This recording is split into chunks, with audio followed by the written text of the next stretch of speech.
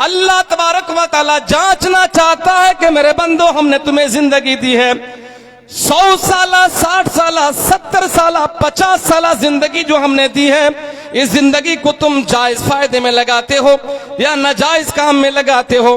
तुम अपनी जिंदगी का जायज फायदा उठाते हो या नाजायज फायदा उठाते हो? तुम्हारी मौत होगी, अल्लाह तबारक व तआला हमारी और आपकी मौत के बाद अल्लाह तबारक व तआला के हमारे और आपकी पेशी होगी, हमारे और आपके अमाल की पेशी होगी। अल्लाह तबारक व तआला हमारा बाकायदा हमारे अमाल का इम्तिहान लेगा। अल्लाह तबारक व तआला ने यही वजह है कि जिंदगी और मौत दी है। एक बात हमें समझ में आई कि अल्लाह तबारक व तआला ने जिंदगी और मौत सिर्फ इसलिए दी है ताकि हमारे और आपका अल्लाह इम्तिहान ले। एक बात समझ में आ गई। दूसरी चीज, ये मदरसा है कि जिस मदरसे की चार दीवारी के अंदर ये प्रोग्राम सजाया गया है। अब जरा बताएं, मैं जिस वक्त आया कुर्सियां खाली पड़ी थी और आने के तकरीबन 10 मिनट के बाद मैंने देखा कि मदरसे के कुछ बच्चों की बाकायदा उसका झुंड आया और सारी कुर्सियों पर बाकायदा जलवा फरोज हो गए, कुर्सियां फुल हो गई। ये अगर मदरसे के बच्चे नहीं होते आज इस वक्त तो अल्लाह की कसम ये जलसे की लाज नहीं रखती। आज इस जलसे की लाज रखी इन बच्चों ने। आप यकीन करें, यही मदरसा है कि जिस मदरसे के अंदर कुरान करीम की तिलावत की जाती है, कुरान की तालीम दी जाती है।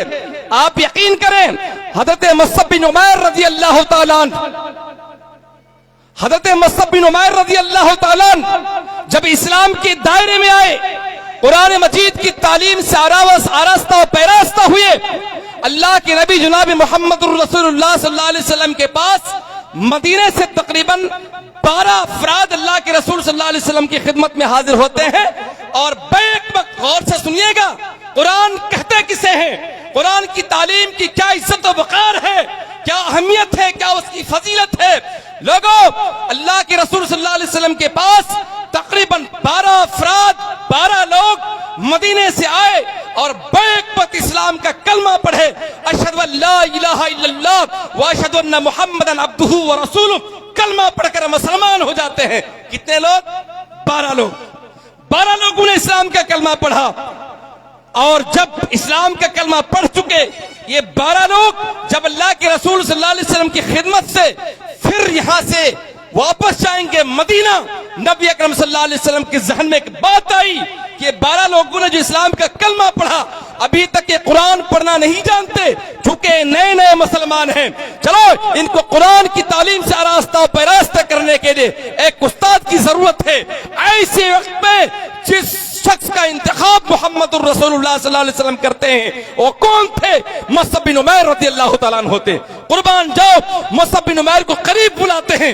नबी अकरम सल्लल्लाहु अलैहि वसल्लम फरमाते हैं, मुसअब जाओ, ये 12 लोग जो नए नए इस्लाम का कलमा पढ़कर मुसलमान हुए हैं, इस्लाम के दायरे में आए हैं, ये लोग अभी तक कुरान पढ़ना नहीं जानते, तुम जाओ और जाने के बाद मदीने में जाकर इन लोगों को कुरान की तालीम से आरास्ता और पैरास्ता करो। अल्लाह की कसम, हजरत मुसअब बिन उमैर 12 लोगों के हवाले हो जाते हैं और मदीने में जाकर ऐसा कुरान पढ़ाते हैं, कुरान की तालीम ऐसे देते हैं। यकीन कीजिए, हजरत मुसअब बिन उमैर को जब लोग देखते, और आप यकीन कीजिए मदीने की गलियों से जब गुजरते थे और बच्चों की नजर जब पड़ती थी, लोगों की नजर पड़ती थी, तो लोग कहते थे जा अल मुकरी, कारी साहब आ गए, जा अल मुकरी, कुरान पढ़ाने वाले आ गए। लोगों, आप यकीन कीजिए, हजरत मुसअब बिन उमैर ने इतनी मेहनत की, इतनी मेहनत की, इतनी मेहनत की, 1 साल तक ऐसा कुरान पढ़ाया। लोगों, 1 साल के बाद तकरीबन 75 लोग अल्लाह के रसूल सल्लल्लाहु अलैहि वसल्लम की खिदमत में हाजिर हुए और बैक वक्त इस्लाम का कलमा पढ़ते हैं। सब कहो अल्हम्दुलिल्लाह। कुरान मजीद की तालीम देखिए, हजरत मुसअब बिन उमैर के अंदर कुरान था और यही वजह है कि अल्लाह के रसूल सल्लल्लाहु अलैहि वसल्लम ने इन 12 लोगों के साथ साथ मदीने की गलियों में कुरान मजीद की तालीम से आरास्ता और पैरास्ता करने के लिए कुरान मजीद की तालीम लोगों को देने के लिए मुसअब बिन उमैर को चुना और मदीने के हवाले किए। 2 बातें समझ में आ गई। तीसरी चीज, मेरी आखिरी बात है, सिर्फ 1 मिनट। तीसरी बात, अल्लाह तबारक व तआला ने जो हमें जिंदगी दी है, इस जिंदगी का जायज फायदा उठाते हुए लोगों, हमें अल्लाह तबारक व तआला को राजी करने के लिए इबादत करनी पड़ेगी, नमाज पढ़नी पड़ेगी। आप यकीन कीजिए, इबादत के मैदान में सबसे बड़ी इबादत है नमाज। क्या है? नमाज। सबसे बड़ी इबादत क्या है? नमाज। अल्लाह समद। इतने लोग मौजूद हैं, अगर कहा जाए, अल्लाह का वास्ता देकर पूछा जाए, काबे के रब की कसम, खाना काबा को सामने रखकर अगर आपसे पूछा जाए कि जरा बताओ किस किस ने इशा की नमाज पढ़ी, जीरो। कितने लोग हैं कि जिनके हाथ ऊपर उठाएंगे और कहेंगे कि इशा की नमाज हमने जमात के साथ पढ़ी है। हज़रत उस्मान गनी हदीस के रावी हैं, कहते हैं नबी अकरम सल्लल्लाहु अलैहि वसल्लम फरमाते हैं कि जिसने इशा की नमाज जमात के साथ पढ़ी, गोया उसने आधी रात क़याम किया। आधी रात का सवाब मिलता है, आधी रात क़याम करने का सवाब मिलता है। अल्लाह के रसूल फरमाते हैं जिसने फजर की नमाज जमात के साथ पढ़ी, गोया उसने पूरी रात अल्लाह तबारक व तआला को राज़ी करने के लिए क़याम किया।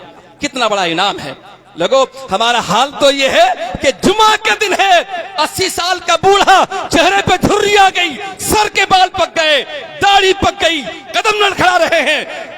भाई जोहर की अजान 1:30 बजे होती है, 12:30 बजे होती है, और जुमे को 12:15 बजे, 15 मिनट पहले अजान हो गई तो चेहरे पे झुर्री आने वाला बुजुर्ग आदमी, बूढ़ा आदमी क्या कहता है अपनी बहू से?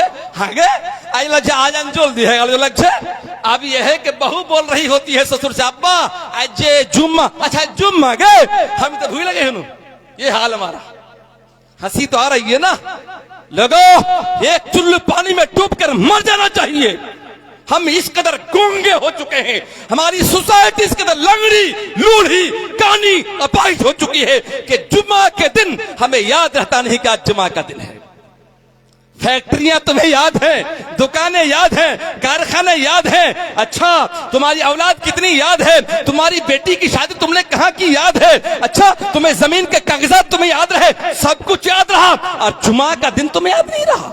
अफसोस का मकाम है लोगों। अल्लाह तबारक व तआला से दुआ करते हैं कि अल्लाह तबारक व तआला जो हमें जिंदगी दी है, जिंदगी का जायज फायदा उठाते हुए मरने से पहले, हर मुमकिन तौर पर मरने से पहले मरने की पूरी तैयारी करने की तौफीक अता फरमाए, आमीन। और अल्लाह से ये भी दुआ करते हैं बारे अल्लाह हक सुनने के साथ साथ हक पे अमल करने की तौफीक अता फरमा दे, आमीन। और लोगों, हम इस कदर देखते हैं ना, हमारे जनाब अली ने अभी तकरीर की, अच्छी तकरीर थी, बिल्कुल इससे कोई दोहराई नहीं है, तकरीर अच्छी थी, लेकिन हमारा समाज और हमारी सोसाइटी इस कदर आगे बढ़ चुकी है कि आवाज सुनकर ये समाज फैसला कर देता है, सोसाइटी फैसला कर लेती है कि आवाज किसकी है।